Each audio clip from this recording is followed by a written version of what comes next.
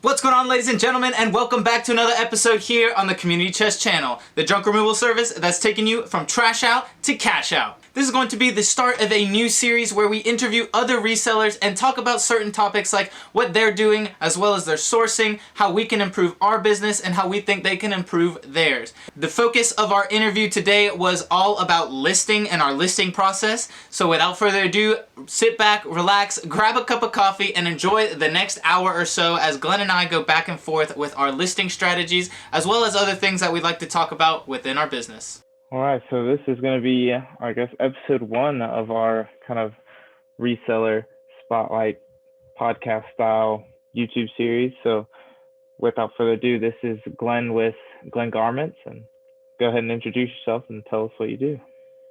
Hi everyone, I'm Glenn. My shop page is at Glen Garments on Instagram. I sell on Depop, sometimes on Poshmark. Kind of got off of Poshmark and Grailed. I've also got into eBay a little bit, but I've been reselling since around, I want to say February. So that's when I really started. And yeah, it's been a really cool space for me, something to do. So yeah, I'm currently a college student, so something to do on the side, but I definitely want to take it more seriously in the future.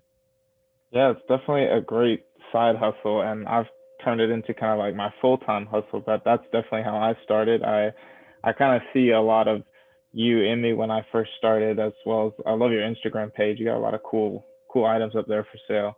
But what got you into reselling? What started Glen Garments? Honestly, yeah, I appreciate what you said, but yeah, honestly, what started was actually my roommate. He was like, yo, you can make some money, if you go to Goodwill, you can find some vintage tees, like old school vintage tees.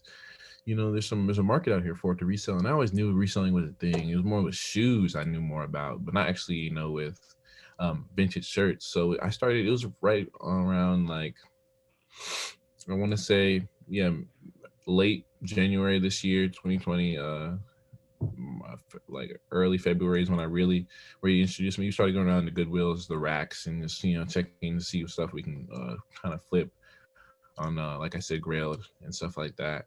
And that's what really got me into it. And he kind of tapered off and stopped doing it, but I was like, hey, there's some money to be made in this. So that's really what got me into it. And then I just kept on sticking with it. And that's what it kind of is today. So that's what really got me started. So I kind of him for that. He does more shoes now. I believe you, Matt. And we went to you. Yeah, we had the conversation at my shop earlier. Yeah, we did. But yeah, he's the one that got me into it for real. So okay, that's pretty cool, man. And it's pretty interesting that you started here in 2020 as well. Like you started kind of right before the pandemic and everything happened. Yeah, did anything kind of like change for you, or? It was definitely an adjustment. Well, it was like a month I started when everything kind of got shut down. Well, I would go to where I did like right before everything shut down. I went on like this big haul. I was like, okay, anything that could have some semblance of value, anything I could, and that I think I could get some money for, I just picked up, and I was like, okay, I'm just gonna kind of systematically drop them throughout, like as I'm in lockdown. And so honestly, that I did have to change up. I picked up once, like in the midst of it, kind of like April, May. I started working a different job. So then, just on the side, so I was working like 5 days a week, and then one day a week I would go out to the bins that were open, and then I would just get like a big massive. That'd be my lot for the week, and I just go throughout. I would just go through and hustling and relisting, taking pictures, everything. It was just that whole time. It was just.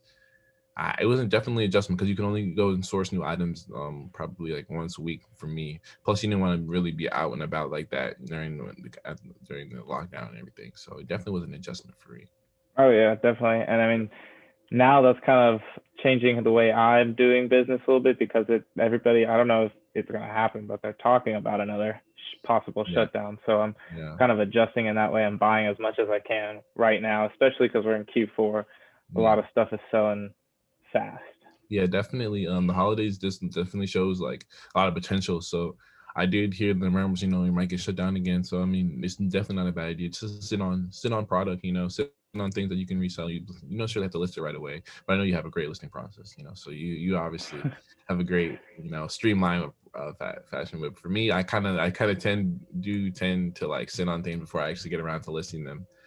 Just because I get so caught up with like school and stuff like that. But I definitely need to get on that, because holidays, definitely a lot of people are gonna be shopping online. So a lot of people are gonna be on, these other apps where they can be kind of sell and buy and sell stuff like that. Oh yeah, definitely. And since you kind of already touched on it, but that's kind of the topic that I want to talk about for this video was listing. So that's kind of the topic of our video. Wow. And basically, what is your listing process? I know you mentioned you list on Depop and a little bit on Poshmark, but you're getting away from that. Yeah. So take us through like your listing process. What's that like? Well, my ideal listing process would be I source on probably like 2 days a week. On Tuesdays they have college discounts at Goodwill, so it makes sense to just go source on Tuesdays. But on Monday, if you want to go to the bins, you just go ahead and go on Monday, because that's usually when they have, because I close Sunday. But yeah, I get all my inventory, and then I go through and I put it in my my spreadsheet, and I calculate out what I paid for everything. Take pictures. I kind of played around with the different picture style. First, I started on the hanger. First I actually started out in the grass. I'm posting the grass, but that's not actually, I don't do that anymore. I started and I tried putting it on a lot. Putting it on was a lot. So now I kind of do flat lays. So flat lays, I kind of do it in the background. I take a decent picture. It makes the product look appealing. Then I use this app. It's called Bazaar. I told you about it before, I believe. It's like you can edit the background, make it look colorful. Just make it pop more for the customer. That's kind of key on Depop and stuff like that, where a lot of people are more looking for like artsy display, stuff like that. So I do that. So I take all my pictures of all my new product at once. So it kind of could be overwhelming at times, but it's easier than having trying to take a picture every day of something new. So I take all my pictures at once, and then I import them into Bazaar, and then I take out the background that I do. And then I realize, and then I go and look for eBay comps, or Grail comps, or anything that I can see I can find a comp for, which I've already kind of done, because when I source it, I'm gonna be like, okay, right before I buy it, I'm like, okay, is there a market for this? What's it going for? But I go back and double check, see what it goes for. I also take measurements of things that I think are like worth taking measurements for. If it's kind of like a $12 tee, something like that, I don't think I'm gonna take measurements unless they ask for it. Okay. So then I take measurements, because it kind of just more information the buyer can know, the easier it is for them to make that buying decision. Definitely. So I definitely go through taking measurements, just another added layer of authenticity too. So I do that, and then I start on Depop. Actually, I just started recently. You can upload your pictures on Depop through your phone, but then you can actually write the listing through your computer. It's a lot easier than having to type it on the actual phone screen, because again, kind of hard, stuff used to be annoying, because you might be doing other stuff on your phone, you might get distracted. So sometimes it might take me a little longer, but then I upload my pictures to Depop. Then after that, I just go through, put in all the categories, stuff like that, what I want to sell it for, everything, and I kind of list. This past weekend I tried something new, like dropping all 9 products that I got at once. It didn't really work out, because the algorithm, like the Depop algorithm, likes you to post something every day. So usually what I would do is would post every day. I post on at least 2 items every day, just to so my followers know I'm active on Depop. And then I refresh my listings right after I post everything, so all my items look right one behind each other. So I do that every day. I try to, at least. And when I'm not listing, I refresh my items probably twice a day, and that's kind of what the gist of it on Depop. Grail is kind of the same thing. It's just a different platform. Once I already started with Depop, I kind of copy and paste the Depop listing description, everything, put it into Grail, change it up for how Grail kind of goes. And then on Instagram, and then I probably post the items, either 1 or 2 of the items that I posted that day on Instagram. I try to, and then just try to push some traffic to the site. Like, hey, some new items are in. So overall, it's kind of like a three site process. I used to do Poshmark. Poshmark wasn't really working out for me, so I kind of I'm phasing that out right now. But why you getting away from Poshmark? I'm just curious, because we're actually, like, me as my reseller, I actually cross-list everything that can be cross-listed on the Poshmark, and for me, it's actually done decently well. So I'm just kind of curious. Well, for me, honestly, I haven't had like the acumen or like the wherewithal, like to every day to go refresh my listings, because I know they have to do that. Like to stay on top of it, Yeah, you that's have to be correct. refreshing. You have to be refreshing. And even Depop, you can refresh and leave it on for like 12 hours, and you still might get a sale. But Poshmark, you got to be listening, so because everybody's constantly refreshing, because you can have like 100,000 followers on Depop, but not really sell that many items. Like right now, I want to say like 10K on Poshmark, but it doesn't really mean anything because a lot of people are just following each other because they're trying to get that Poshmark seller. I think. Definitely, yeah. Yeah. So I think it's ridiculous. The following to the social media aspect of Poshmark is interesting. That's why I hired like a VA. I think we talked about it last time. yeah, I use a VA to do all that social media stuff. But I just looked at it the other day. I have like 80,000 followers on Poshmark, and I don't make anywhere near that many sales. It's not a real following to me. Yeah, exactly. It's like it's more about the engagement, I think, than the amount of people, So I occasionally get like a like or two on Poshmark, but I honestly haven't really listened to it. I haven't refreshed a listing in maybe over a month, like I'm pushing 2 months. Oh yeah. I haven't refreshed them because it's just a lot of extra work for and I don't see much reward out of it. But if I definitely had like a VA or something like that, I would definitely. But it's something I definitely want to look into. Getting that VA or someone or just somebody else that can help me. But I'm still kind of belt split between that decision. I do need help listing and do need help with other things, but I still want to maintain it. I still want to see it run my way. So you just have to find the perfect fit for that. But yeah, Poshmark was definitely a rough patch for me. But I do like how they pay for the shipping. I like it. I like that aspect. That is a great aspect, and I'll pay the little whatever Poshmark fee because once that's the trade-off. It's 20%, man. That is, I mean, that's if you're already flipping at like even at 80% margins. I mean, that's just another 20% off of your profit. That it hurts at first, but then when you kind of, for me, so I also list everything 25% higher from eBay to Poshmark. So I kind of make that gap already. So if they're going to buy it on Poshmark, I would prefer that because it sells for more on Poshmark than eBay. And I have that like 20% gap covered.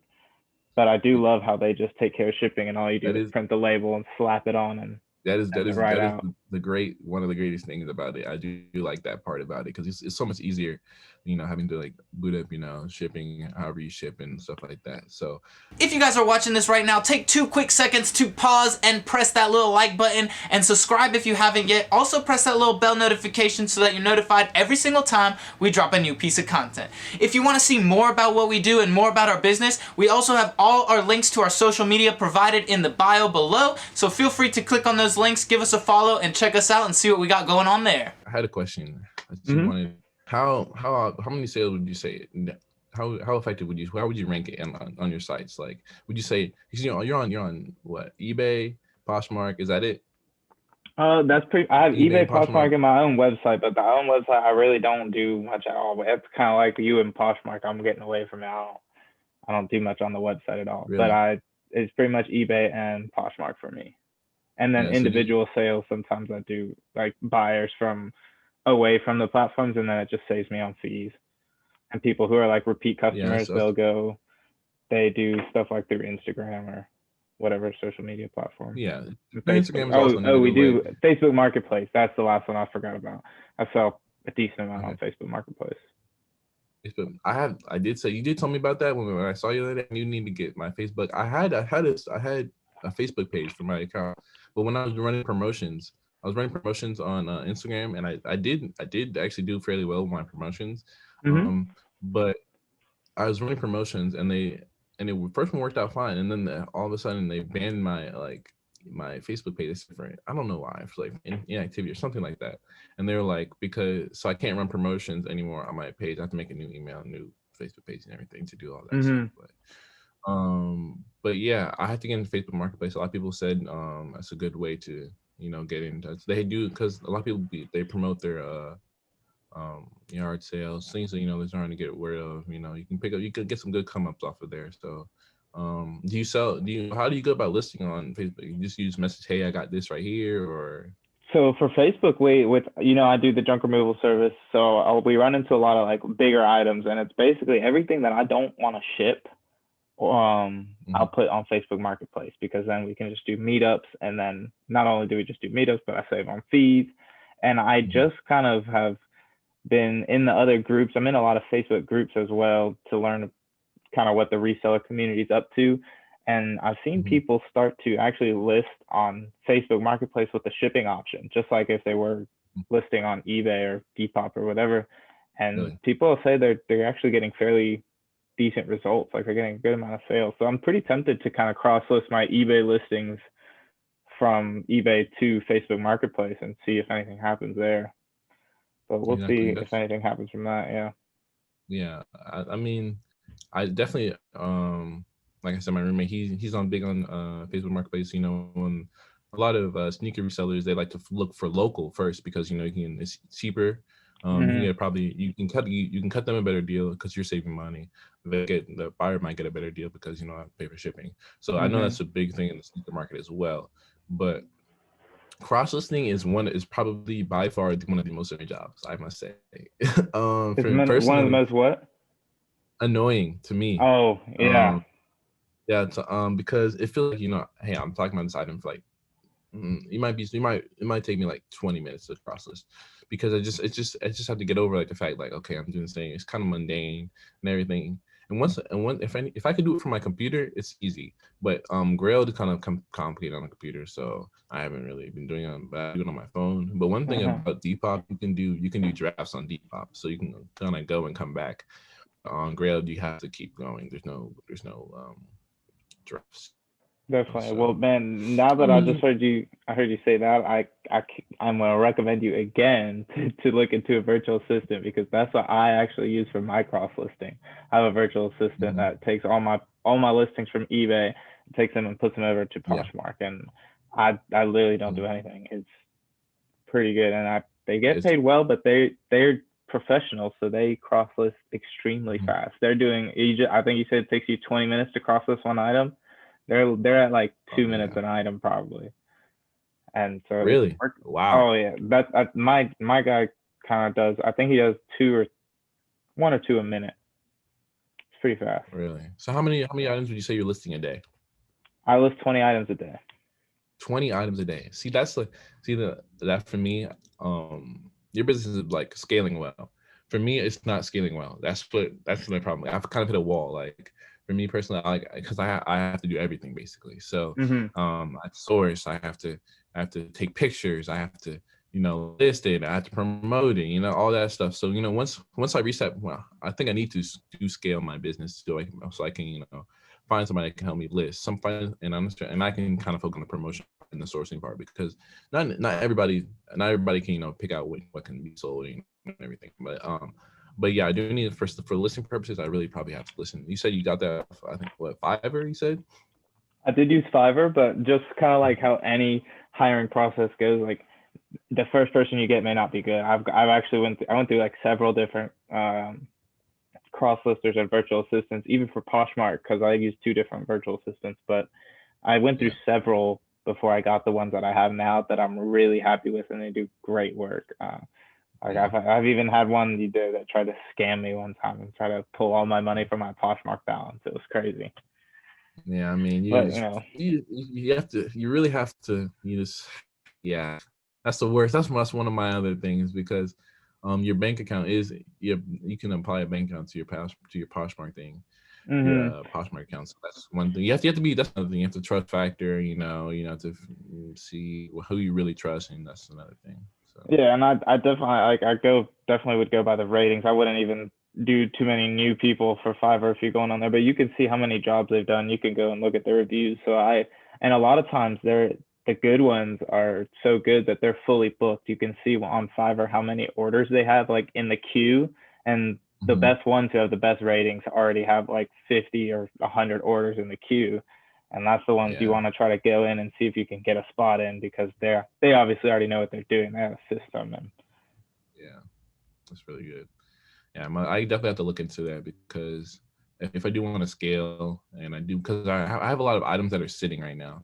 And I've Mhm. been cutting prices, been slashing prices, and they're just not selling because you can only grade, you can kind of bump up an item like once or twice, but Mhm. like it only, and if you price cut on grilled, um if you price cut on grilled, it lets anybody that's liked the item know, obviously. But it's kind of like, I think eBay has a feature like that maybe. But it doesn't work if the person not really. I know I cut prices like maybe last week, sold like a couple Mhm. of items, but and I have a lot of inventory that does sit, and I'm like, I think we talked about like a 90-day turnaround or something like that for you, or Mhm. like 120 something like that. Yeah, Um, I try to aim for the 90-day turnaround. When I'm buying stuff, I really look for 30-day, but mhm, I'll keep stuff in. I keep stuff in there as long as until it sells pretty much. But I will sell stuff at a loss to get it out the door yeah, because like I one did for like have. me, yeah, it helps me like on the eBay search rankings or not search rankings, but eBay rewards you based off of sales. So if you make a lot of sales, they bring more traffic to your page. So I'll sell stuff at a loss sometimes just to bring in more traffic. To bring it back. And I do want to talk about the eBay because um I did, like, you talking about selling at a loss. They came up, I tried to do a bulk buy. I was being lazy for like probably like 2 weeks. I didn't want to go to the thrift, so I did a bulk buy, Mm-hmm. and it didn't work out for me. I haven't sold any items from it, so I'm just trying to sell them back out. I'm trying to sell it back out, but I know there's like certain like tags and demographics you should, because I know it's like what you should tag your post as, and I haven't had any luck on eBay. So I was wondering if you could put me on, what you've been doing, how do you kind of set up your eBay listings. I know sometimes you're selling vintage, sometimes you're selling home goods, like I know you sell speakers a couple of times on your last video I saw. But how do you like necessarily go about, like, what do you target when you're listing? How do you, because I know you can do like men's, you can do like vintage, you could do like shirts. So Oh yeah. it's what do you necessarily go about when you parameters? So basically, I have two different kind of modes that I go into with. I have like the vintage clothing stuff, and then all the hard goods and stuff that you can look up through the UPC code. That's really easy for me because I go in Yeah. there, I look in the solds, and I can go in there and see exactly the best ranking stuff. Also on eBay, if you have a store, there's this thing called Terapeak, and it's basically a data analytics research data hub thing, and you can go in and Mhm. type in the keywords that you're looking for. So I literally just go in for this is what I use for like new items, but I go in and look up exactly what I would look up to buy it, and you can see the top ranking uh, items there and how much they sell and what keywords they use. You can see how many times they've sold the item in the last 90 days. And so basically, I Mhm. just kind of copy what the big dogs do and see if like it does pretty well for me. For that's for like the newer stuff, all the vintage stuff. That's when I kind of like have to know more about the item, and I pay attention to not just so like for if it's like a destination T-shirt that's vintage, I'm definitely leaning towards the keywords for the tag on it because it's going to be on like an Mhm. old made in USA. I'm leaning towards stuff that will basically bring me more money rather than a destination tee because that's something to me or Mhm. maybe like another consumer, that's just something you can pick up at like a gas station or something. I'm trying to be like a Yeah. not like a gas station tee. I'm saying trying to advertise towards this was made in USA. It's single stitch, it's vintage, it's gonna last long. Mhm. And that's as far as like the vintage stuff goes because Mhm. you really got to just sell it with the keywords in your description. And that I was also going to touch on. We kind of have a good similar listing process. You also take your measurements and do you take pictures of the measurements or you just write them down and just include them in the description? I write them down in the description, but I do see people that take a picture like at the end of the tape measure, be like, oh, they take pictures of that as well. So, do you take Mm-hmm. pictures of it at the end of the So tape measure? yeah, I actually have like a wooden yardstick, and I'll Mhm. just lay it on there, and I'll take a picture of the front with the top to bottom, and then I'll do from pit to Mhm. pit, and I'll take the Yeah. pictures there, and also just write them in the description because for me, when I first started with clothing, I was getting like a decent amount of returns, and it was always just like Mhm. because the item wasn't fitting or I Yeah. just got a bunch of returns as opposed to now, and I think it's really only because of that reason. Now I give pretty much no reason for them to return it if they purposely wear that size or know what they're talking about with measurements. a seller Mm. because I take the pictures of the measurements and I also include it in the description. Yeah, I mean, you have to. I mean, you have to right away because even that's another thing that's limiting me. The Depop, you can only post 4 pictures, you know. Oh, So it's only 4 pictures. you can only post 4 pictures on Depop. Grail, you can do I think up to 9. So that's Mm-hmm. plenty. But Depop is it's only 4. So That's some people super want to interesting because some people want to see the tag, right? Others just want to see the shirt hole. Some people want to see the measurements with the measuring tape. So it's just a lot, and then it just adds another step to the listing because if you want to collage all the pictures together. So it's just another layer of listing if people want to actually collage it together. But it definitely makes a decision as to what you want to take pictures of and what you want to post of. So yeah, that's definitely, to me, that's like that's a limitation as a platform to only post 4 pictures, because I know on Poshmark and eBay they both increased the limit. I think Poshmark's something crazy, like they can do like 16 pictures and eBay's 12, and they may have just increased to 16, but that's 4 pictures. I feel like is not enough for if you're trying to be as really detailed as possible, which on a website like Depop where you're selling vintage kind of one of one clothing, you got to be as detailed as possible. That's why you see a lot of the major sellers, they do end up doing the collages, and they kind of they write a whole bunch of tags in the description, like not even like, because you can do hashtags on Depop, but you can like underneath the hashtag you can just type in the words, you know, and they'll show up in that kind of search. They might do like single stitch. They might not use that as a hashtag. It's not that much active of a hashtag on Depop, but you might do it in the kind of just write it in the description somewhere. So if somebody searches up single stitch, it might be there, as opposed to wasting, because you can only use 5 hashtags on Depop as well. So they have a lot of limitations, but they also do have a lot of upside because they do promote your stuff if you do go to their explore page if you meet the certain photo criteria. So oh yeah, I've definitely, yeah, I was about to say I've seen you on that explore page a couple of times. I've seen you on the Instagram shout it out, and that's awesome. Congratulations on that. I know, and I was trying to sell on Depop. I tried for like 2 weeks, couldn't get anything moving, and I was just like, how do these people get on the explore page? And there you are. They don't like hangers. They don't like, you can't put anything on the hanger, right? It has to be a flat lay. It has to be like a artsy, colorful background. If it is vibrant, you know, that's why I try to do all that.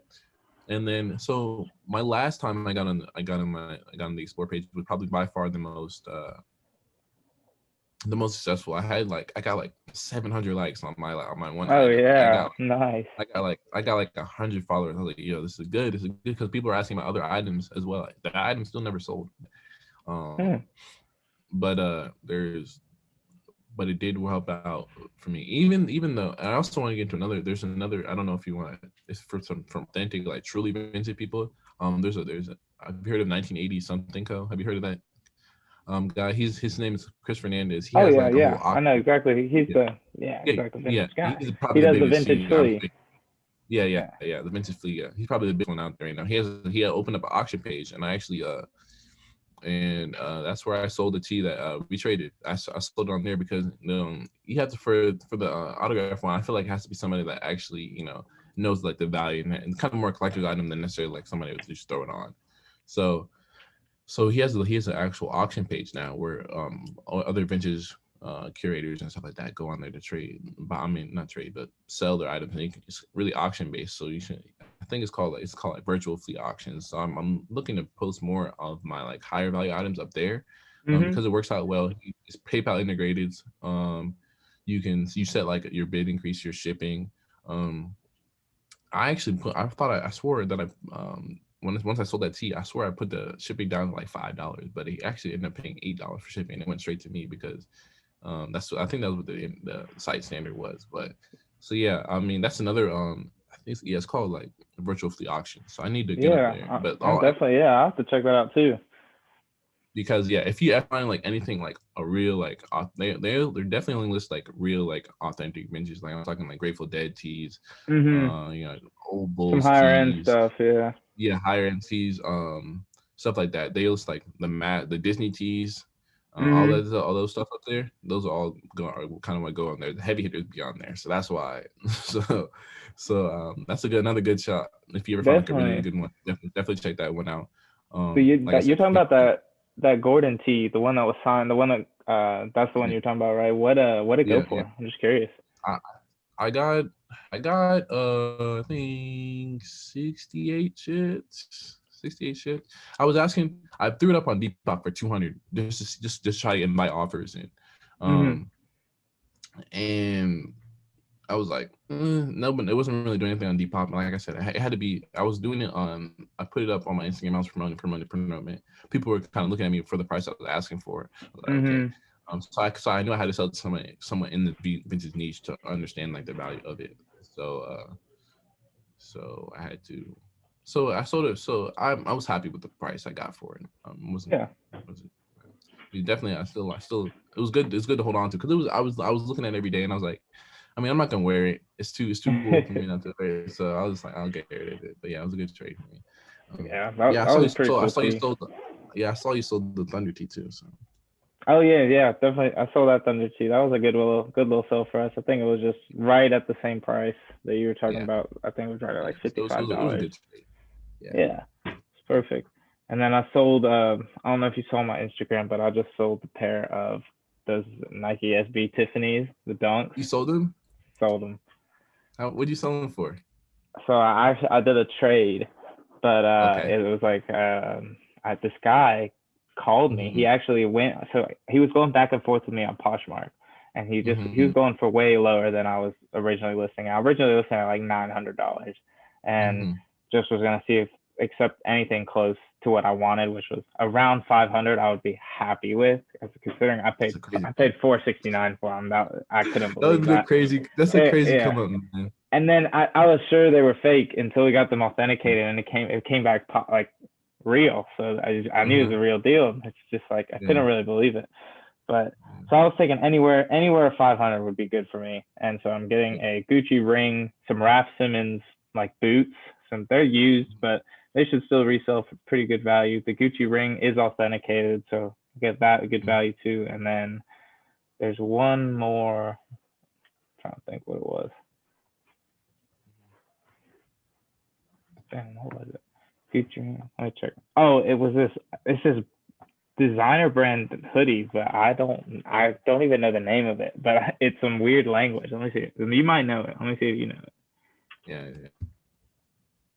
But the only thing I like looked up comps on the tag and the tee and everything, and it's selling for like $200. So Really? Yeah, I was like sure on that. But let me see if he can tell you what the name. It's he calls it Gosha, Gosha. G-O-G. But this is what the hoodie looks like. I don't know if you can see that. I see it. Okay, I have never heard of it, but it's you see the comps for it? Okay. Yeah, the comps were like right around 200, and they were like selling. So I was looking at sold comps, and it's like, well, sure. That means we're right at the value I wanted. I think it's like right over $500, which is perfect trading value for what I wanted. So I've already sent my shoes, and he's sending the stuff. Oh, and then he added $100 on top of that. So, and he sent that $100 before I even sent out the shoes, so I knew he was serious buyer. Yeah, that's what I was about to ask you. Like, how do you? I've never done like a true like trade where you ship somebody something and ship something back. How do you? How do you? That's all I'll say. Definitely on a trade with the trade was interesting for me because I just kind of like I had to trust him a little bit, but the money definitely helped that he did the PayPal money at first. But as far as whenever I'm doing sales off of like platforms, I use PayPal, and I do you can do goods, not good. Yeah, it's called goods and services, and that way you're actually seller protected if you use that. And you send them like an invoice and they pay, and their address is all up there, and you upload the tracking, and so they really can't open up any disputes and can't get scammed. Okay, so that's good. That's good. All right. So it worked out for you then. So that's no problem. Well, but yeah, I haven't got them yet. Okay. It's working out for you. He sent me a picture of the box, so hopefully it comes in. Okay. Okay. All right. So yeah, I knew when you went over there, you still had them in hand. Those Tiffany dunks were crazy. Those are going for a lot right now because dunks are back in. So the new in the box are going stupid. Yeah. So it's crazy. So I mean, that looks like a good come up for you for sure. But how long do you have those for? Probably for probably right on 2 to 3 months, right on 3 months, I think, which wasn't bad. And then what's crazy, I wanted to, when I got them, I was like, all right, I'm selling these for 900, nothing less, because there were Yeah. other comps. Mine were probably the most beat out of the comps I've seen, but some were selling for like 1,600, almost. I was like 900, 900 will be good. Yes. And then I got offers of 500, 550, and I actually declined them. But now going back, I was like, I might have wanted that, but I took the trade, so I got the value I was still looking for. Oh yeah, that's what I was gonna ask you earlier, and I forgot. I was like, would you have like a criteria for if you consider an offered? Do you have something like, do you kind of put it through your head, or is it just kind of per item basis? So basically, those shoes are a little bit different because the margin was so large, and Oh yeah. that the shoe market is crazy. It just condition matters so much on the value. But as far as like selling a normal product, I kind of know the market value really well looking at the solds, and I will accept offers anywhere if they're within $5 to $10 within the market value, and I'm either charging shipping or I have enough wiggle room to get the shipping off, because it also tells you on eBay, it tells you where the buyer is, so I can tell if the item's going priority mail or first class. If it's going, That's another thing, because that's another thing with Depop. It doesn't tell you, or it doesn't tell you like we're going to somebody buys it. I might end up, and if I sell like a crew neck, a stuff is still a crew neck that's kind of over, the 1 pound, or oh or a yeah, hoodie that's over 1 pound, and he's going to California, it's like $12. I'm yeah, like, they kill you, they kill you, it just that kills really your hurt. margins. So I Yeah. definitely love the fact that I can see that on eBay, and I'm able to, I'd be like, also if it's first class, if it's under a pound, I can pretty much work with that because it's not going to be more than $6 max. Oh yeah, that's first class is But yeah, everything. That's one thing. priority mail is definitely where it can get it Oh can get pricey. yeah. Yeah, you go anywhere from like $6, $7 all the way up to like $14, $15. But I don't know if do you know about Pirate Ship, the website? Yeah, I've been on pirate ship. When I first started, I was doing eBay shipping. It was kind of hard to keep up with everything logistically, but Mm-hmm. I've been using pirate ship since like March, because it stores everything like you've done. Like when I had a dispute, somebody said they didn't get their items. It's easy. Just pull up, boom, send everything to PayPal. They obviously see the person was lying. Got my money Mm-hmm. back. Still protected. So I Definitely. mean, Yeah. oh yeah, I love Pirate Ship just for that cubic shipping discount rate you get too. It's yes, anything it's that's crazy. like within the cubic shipping rate, you can see the prices. For me, I can see them on eBay versus Pirate Ship, and sometimes I'm saving like $2, $3 per Yes, item, which and that counts. It oh, counts. that adds up so much. That's adding up to like $200, $300 a month, which adds up for the Yeah, year. I'm just saving everywhere I can. yeah, definitely. And I know when I first started out, it's kind of when you first started, it's kind of hard to play with the shipping. You got to figure out what you want to. Because I used to try to finesse it and ship media mail until I got caught up with it. I got caught Oh up. yeah, yeah. I You got were one of those. That is like frowned upon. Yeah, because I went to the post office one time and they're like, "Oh, you're shipping media mail. It's supposed to be." I was like, "Oh, I'm sorry," and Yeah. so they had to. I had to just go ahead. Might as well just keep myself from the headache and just go ahead and do it the right way. Oh So yeah, definitely, definitely. so I definitely did that, and I mean, it wasn't terrible, but I mean, back to the eBay. That's what I needed. That's what I needed. Mhm. So so on the bulk buy, I'm selling it like I'm selling in like 10 lots. I got 50 tees, right? I'm Mhm. selling them back in 10 increments. I paid like 300, I think 300 for Mhm. 50 tees. And the problem was it came from another reseller. Where'd you get it Like from? Instagram? I saw the listing on eBay, right? And I saw they were close. I saw they were in the Greensboro area. So I'm like, what are you gonna pay for shipping for? If I'm in Greensboro, you're in Greensboro, they're gonna charge me like $20 shipping, right? On top Yep. of it. And so I was like, I didn't want to do that. So I messaged them. I was like, yo, I'm in the area. We don't necessarily have to do this. I know you're gonna. It was a bid, so kind of like buy. If I won, I was gonna be like, can we just drop it off, and just Mm-hmm. ship it out. But I ended up losing. They came back, and I don't think it's the person that didn't want to pay up. So I got in touch with them on Instagram because their Instagram was in the eBay.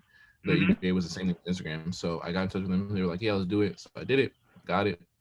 They came by, got it, and so I'm trying to, and it was just bad. They were just selling. They said they were in touch with like a rag house, so everything, and they resell obviously. So anything that they don't want to sell, they're just gonna pass off to me. So it wasn't Mm-hmm. like top notch stuff. You feel me? It was just Some mids. it was just mid, like bad, like low mids. I could sell a mid, but it was pretty low mids. Like I'm talking paint stains, shredded tees. Like, bruh, Oh okay, wow, like yeah. yeah, I was because it's supposed to be mystery, and I was like, I'll go for it. So I was like, whatever. It was, you have to live and you learn. You have to learn to do it. You live and you learn. You have to.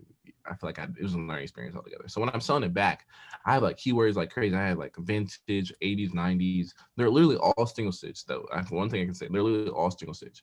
Mm-hmm. And I'm not getting any budge on it. They asked me, they said I was considering promoting it. I didn't know how much, if it was worth it or not, but I need them gone. I need them gone right now. So I All right. promoted it.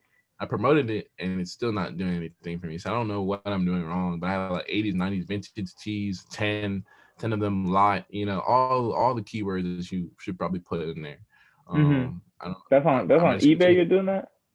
Yeah, I'm on eBay doing it. But I think one of the things that's holding me back is I don't really have that many sales. So people are like, okay, Mm. he's get yeah. So. Definitely. Whenever we're done with this, text me your eBay store, and I'll check Okay, it out, yeah. and then I can tell you what I see basically based off what up. Because there's also in the Facebook groups I'm in a bunch of vintage seller Facebook groups. Mm-hmm. If you are you on you're on Facebook or no? No, I haven't been on Facebook. No, I haven't Okay. been on Well, if Facebook. you ever make a Facebook, let me know, and I'll throw you in all. They're like the vintage hardcore sellers. People have been selling for 20 years, or beginners. It's all over the place. But I'm in like 6 different ones, and whenever I have free time, I just kind of like scroll through those groups, and I learned a lot. I learned like what's trending now, what's going on. Like that's how I learned about the 1980 something co. And Mm-hmm. the flea market. He sold that tee for $6,000, right? That Disney tee. Yeah, Crazy. I saw it, man. I was just that was like, crazy. what? Like just things like that. I Six kind of dollars? I learned with the community with these groups, but Yeah, that was crazy. it's crazy. Yeah, I saw it, but yeah, I definitely have to make one for my store. Like I said, I didn't even make a Facebook for myself personally, so I don't be on Facebook a lot. So Yeah, I have to definitely. make another. I have to make another one. I think I'll just make it like a promotions email, so I can just do Mm-hmm. that, and then probably make another one. But But so where I was going was with that was in the Facebook groups. There's this one guy who, what he does. I'll see if I can go find it and pull up the actual post. It was a while ago, but he has a really nice main picture of like a bunch of tees stacked up, vintage tees, and then one like not really banger but mid banger tee posted up mhm, like that, and it's a mystery box, but it's a variable listing.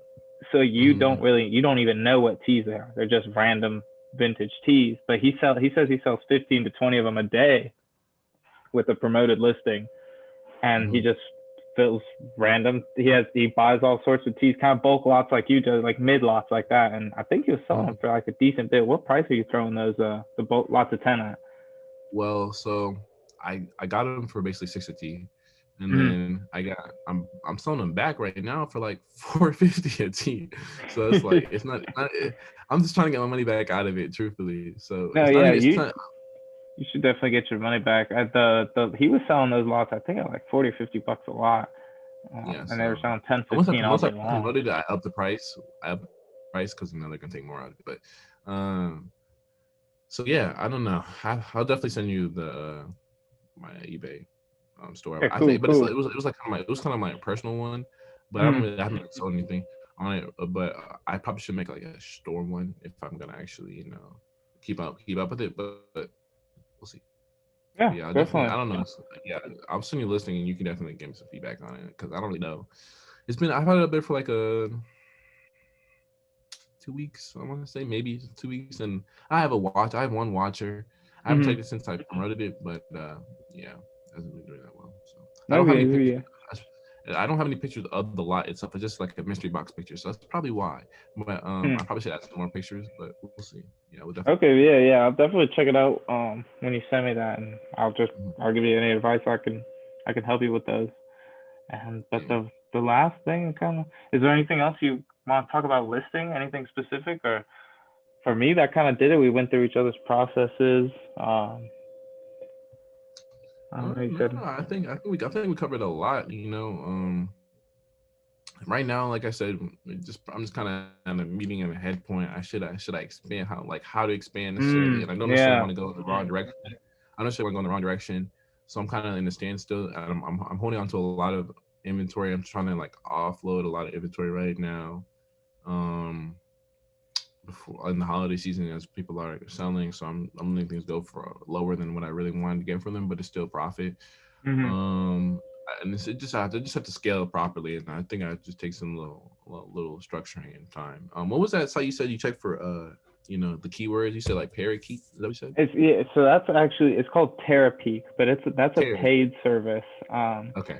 As far as you have to have, it's paid if you don't have an eBay store, but if you have an eBay store, you get the Terapeak for free. But you have to have like a paid eBay store, so it's technically Okay. paying for it, but it's just included All in the right. price. But if you ever want to use it, that's what I was gonna do. I was gonna use my Terapeak on your listings Okay. to see what I could do. All right. Uh, For sure. and then what else was I gonna say? Oh, kind of just one random question that Yeah. I wanted to ask at the end was, if there was one thing that you could focus on like in your entire business. So like let's say you could outsource every single other part of the job. Or first off, would you want to outsource every other part of the job? And then what would be the part that you're working in? What would be what you do if you had that ability? I'm torn because me right now I'm a marketing major and business major, so I would definitely love to just be promotion would be my number one thing. But I don't know, every time part of the thing that keeps me going regardless is like that next find, that next thing, if you find something, you find like this crazy come up, you're like, yo, this is crazy, The thrill of the um hunt. yeah, basically the thrill of the hunt. So that's always something that keeps me going. But I do think that I would, if I could outsource everything, I would. And the ones that say I would work on is promotion because people can't buy something if you don't know what's out there. So I Mhm. mean, so I would be more active on socials. Like I posted that reels. It got over like 1,000 views. I mean, right now. So I mean, it's kind of decent. It's my first little go at it. I'm probably will keep up with it. I have to figure out when I'm gonna drop this weekend. I haven't taken any picture or anything yet, but I'll see if I can throw 2 items out there and see what I can do. But yeah, I'd probably do promotions. Promotion would be like a big thing for me. I try to be active on my Depop. Comment Depop is good. If you comment on other people's stuff, people interact with you. They'll see, look at your page, and if you interact with the store page, more people interact with yours. Just be on Instagram, kind of in being in other, in the vintage space. A lot of people it's community based. So a lot of people, if you interact with them, they interact with you. Mhm. Um, so I definitely be in the kind of promotion and sales phase, just trying to push sales. So Yeah, I that hear would that. definitely be my space. For sure. That's cool. Yeah. I personally, that's actually pretty interesting because that's like my fault, is the content creation at basically Mm-hmm. at consistency. I like creating content. I think it's fun and cool, but I'm really bad about doing a lot of content consistent Mm-hmm. for a long period of time. Like I Yeah. went on Instagram for like a couple weeks and I'd post every single day, and I thought I was Mm-hmm. doing a lot, but then I like look at Mm-hmm. all these other people who are, they're not even like, they don't have teams of this. It's just a single person doing it, and they're posting on multiple platforms multiple times a day, like multiple TikToks, YouTube videos every single day. Like that is, Yeah. it makes me feel like I gotta do. I don't. That would be the best thing I could outsource for me. But I don't. Then again, I don't really know how to outsource it besides like having a crew follow me around for the whole day. Yeah, it'd be like you have to figure out like what content is it like. That's another thing. You just have to put it out there and see people like it. You have to see Mm. like the reels. I didn't plan on making it until I started doing my flat lays. I was like, man, let me just time lapse me doing measurements. It's gonna be quick anyways, 20 seconds. But reels, I would say like reels, it's a new feature. It just started in August, so A lot of people are getting a lot of views out of it. So I would say if you're gonna post a reel, it's basically like a TikTok on Instagram. But Yeah. I've seen a couple, but I've never done anything with it. And I saw yours and saw it on Instagram and thought it was pretty cool. And you're just like you said, it's just like TikTok. So I yeah, do some TikToks. Me and my mhm, buddy Mason, the one you met, he actually does most of the TikToks, but we were mhm, posting one a day, and then his phone mhm, broke, and I didn't have the TikTok login, so it was just in my phone, and I was so bad I stopped posting TikToks. That's like it's my fault. Like that is my fault. Content creation yeah, consistently is so hard for me because I just mhm, feel like I got other stuff to do. Like I can't create mhm, content while I'm doing this because I got to focus, and the content's not going to be good. Uh, yeah, but I think at this point, like, I just gotta do it anyways, and it'll get better. I get used to it. Like now, I think I did more with my YouTube videos. I've learned how to talk in front of people, not even in front of people, in front of camera, better than any yeah, of the like public speaking classes I've ever had. yeah. It's kind of crazy, but I mean, yeah, definitely content creation definitely rough for me.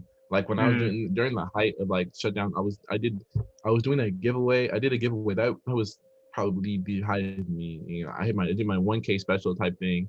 Uh-huh. I got like a lot of interaction off that. I got like 100 likes, which is a lot to me at the time. Um, Still would be a lot to me now, but I got a whole bunch of interaction, people tagging, stuff like that. That was probably my height. And then I got 1K in like July, and I just hit a wall. And like I think I peaked out like close to 1-2, and people been following me because I've been posting a lot of stuff, and I just need to get back on it. So we'll see.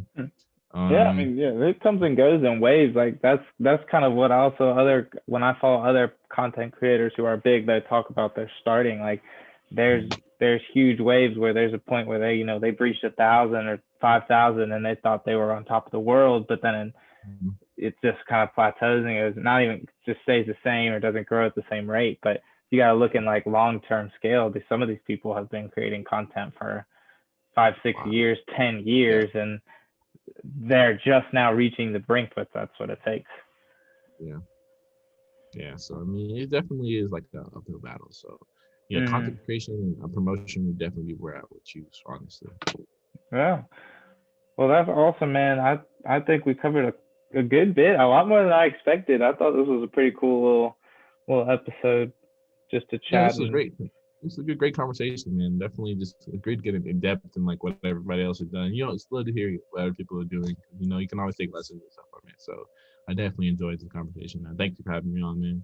well, no problem. Yeah, no, it's good. I like that you're also like not exact. You don't sell the exact same kind of stuff that I sell. It's Yeah, then we both kind of reselling, but we don't even resell on the same platforms yet. There's still so much in common that we can talk yeah, about. Um, yeah, for sure. Reselling is It's just a like super wide genre. It applies to so many different things, and that's kind of what I want to bring on this show is other types of people that are resellers or not even just mhm, resellers, flippers, home flippers. That's I guess reselling as well. There's so many different forms of reselling. yeah, It's pretty cool. definitely good to get knowledge on different aspects of reselling and stuff like that because you never know where that might be you. You might get into it at one point, or you might have somebody that wants some more knowledge on it, stuff like that. So for sure. Well, definitely, and I think that's gonna do it for this episode. So thank you guys for watching.